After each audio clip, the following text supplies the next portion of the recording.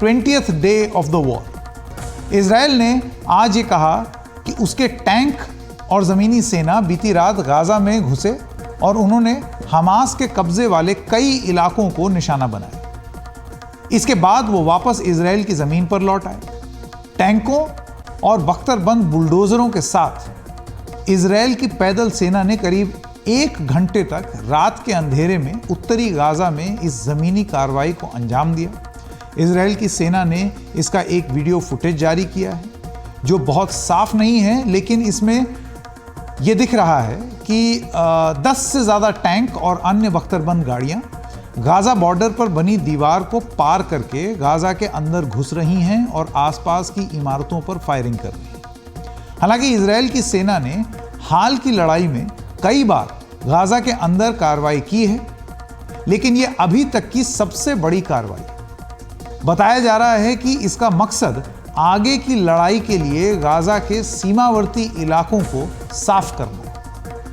इस कार्रवाई के बाद इजराइल की सेना बिना किसी नुकसान के वापस लौट आई। इजराइल गाज़ा के अंदर बड़ी कार्रवाई कब करेगा ये अभी तक साफ नहीं।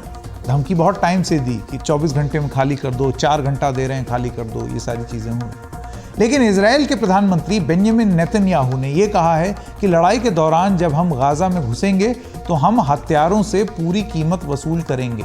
हमास आईसिस के भयानक अत्याचारों की पूरी कीमत वसूले। उन्होंने कहा है कि मैं एक बार फिर गाज़ा की उस जनता से कहता हूं जो इस लड़ाई में शामिल नहीं है कि वो गाज़ा पट्टी के दक्षिण की ओर चले जाएं। नेतन्याहू ने यह भी कहा है कि वो ज़मीनी हमले की अपनी योजना का अभी खुलासा नहीं करेगा। फ्रांस के राष्ट्रपति इमैनुअल मैक्रोन ने ऐसे किसी भी बड़े ज़मीनी हमले को लेकर आगाह किया है। इस बीच गाज़ा में हमास के कई ठिकानों पर इजराइल के हवाई हमले दिन रात जारी। इजराइल की सेना का दावा है कि उसके वायुसेना के लड़ाकू विमानों ने खुफिया सूचना के आधार पर एक हमला कर हमास के एक बड़े कमांडर हसन अल अब्दुल्ला को मार गिराया। इजराइल की सेना ने इससे जुड़ा एक वीडियो भी जारी किया है जिसमें लड़ाकू विमानों ने गाज़ा के एक इलाके को बम से निशाना बनाया है। तस्वीरें आपके सामने।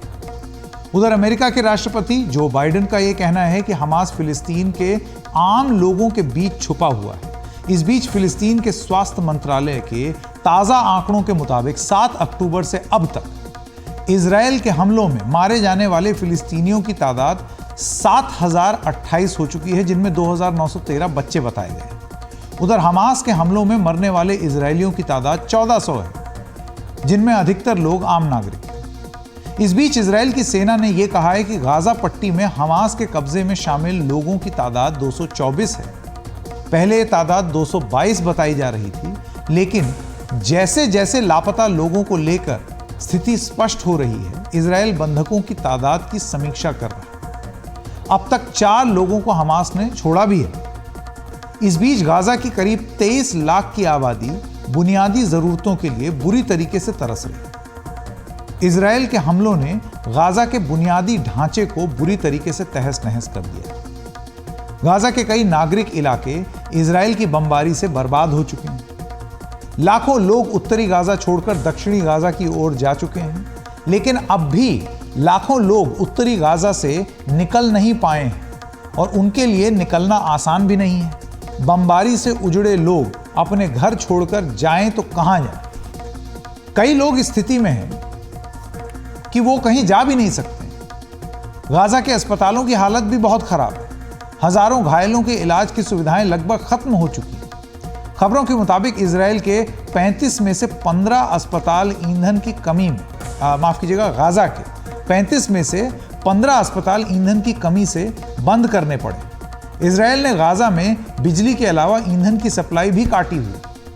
इस वजह से अस्पतालों के जरूरी कामकाज के लिए जनरेटर कैसे चलेंगे जब ईंधन ही नहीं होगा। अस्पतालों में दवाओं की भारी कमी हो गई। मेडिकल उपकरणों की किल्लत है। ये तो हम लगातार आपको बता रहे हैं, आज 20वां दिन है। 20 दिन में ये सारी चीज़ें और ज़्यादा होती चली जाएगी। गाज़ा में हालात क्या हैं, इसकी एक ताज़ा तस्वीर देखिए। इजराइल के हवाई हमलों में बुरी तरीके से घायल एक गर्भवती महिला की हालत इतनी खराब हो गई कि बच्चे के जन्म के लिए सिजेरियन ऑपरेशन करवाना पड़ा। यह महिला किसी तरह अस्पताल पहुंची और डॉक्टरों ने सुरक्षित गर्भ करवा दिया। इस बच्चे को लेकर मेडिकल टीम गलियों से होते हुए अस्पताल के नवजात बच्चों से जुड़े विभाग में पहुंची। इस बच्चे की हालत अब ठीक है, लेकिन जो हालात हैं उनमें बच्चे की तबीयत अगर बिगड़ती है तो आगे इलाज होगा या नहीं, वो मुश्किलें अभी भी बनी हुई।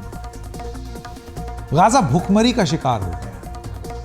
ऑक्सफैम का यह कहना है कि भूखमरी को गाजा में युद्ध के हथियार की तरह इस्तेमाल किया जा रहा है। फिलिस्तीन के विदेश मंत्री रियाद अल मलीकी का यह कहना है कि गाजा में मानवीय सहायता पहुंचाने के लिए पूरी तरह युद्ध विराम जरूरी है, जिसके लिए इजराइल बिल्कुल तैयार नहीं है।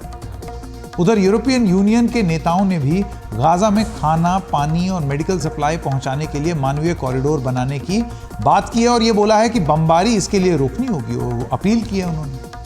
गाजा में संयुक्त राष्ट्र की सहायता एजेंसी कुछ घंटों में बंद हो सकती है। इजराइल हमास युद्ध पर हमारे सहयोगी उमा शंकर सिंह की यह रिपोर्ट जरूर देखिए।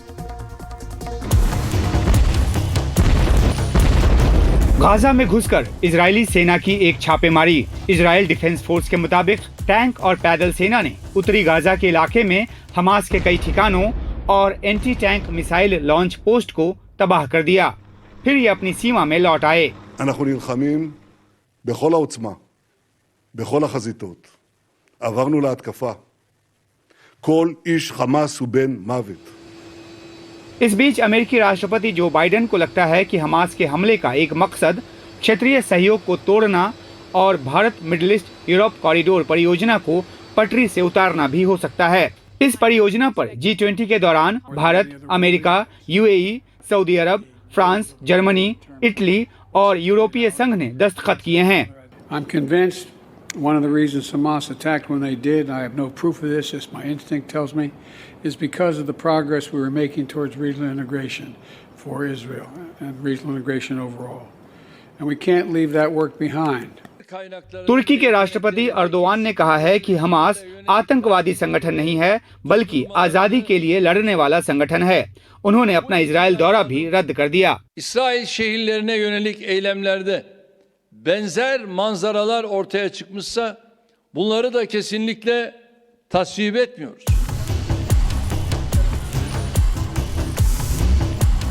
गाजा को ईंधन चाहिए, लेकिन इजराइल का दावा है कि हमास ने लाखों लीटर तेल जमा कर रखा है, जिनसे वो अपने रॉकेट लॉन्चर और सुरंगें चला रहा है।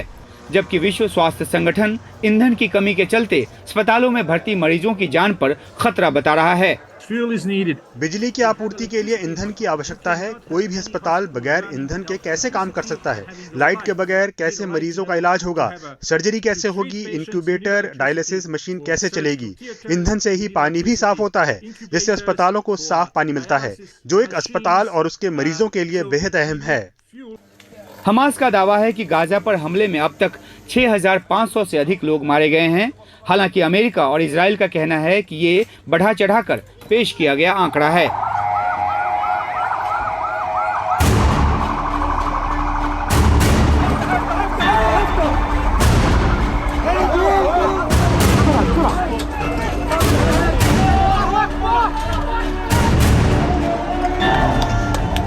वैसे गाजा से आने वाली तस्वीरें यहाँ भयंकर तबाही और जानमाल के बड़े नुकसान की गवाही दे रही है। एजेंसी रिपोर्ट के साथ उमा शंकर सिंह, NDTV इंडिया।